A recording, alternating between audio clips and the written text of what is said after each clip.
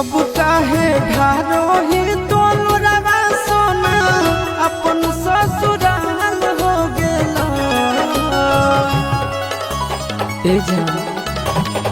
अब काहे ढारो ही तोलरवा सोना अपन ससुराल हो गेला। बोल के कर दोष दियोगे करे जहवा से नुरवे जीव के काल हो गेला। बोल के कर दोष दियोगे करे जहवा से नुरवे जीव के काल हो गेला।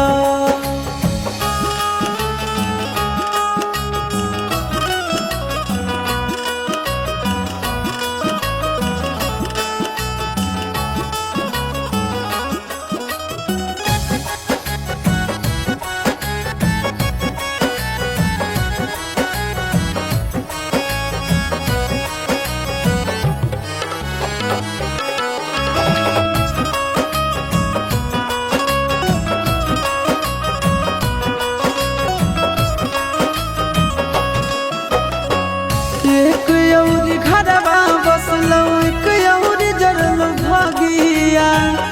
एक औरी फुलवा बरसो एक औरी लगलो भागिया।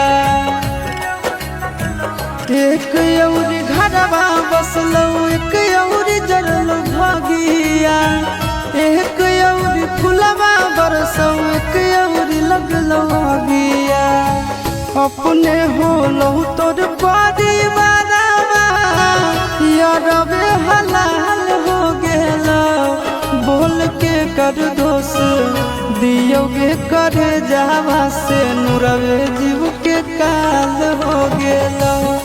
बोल के कर दोष दियोगे करे जहवा से नुरवे जीव के काल हो गेला।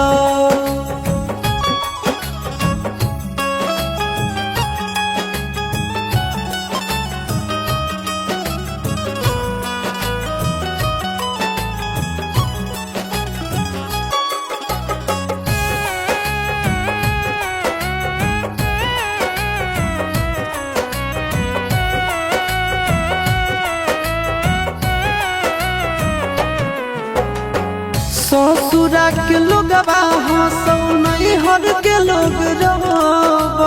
जिंदगी भर के बोझा देले बोले कैसे ढोबो।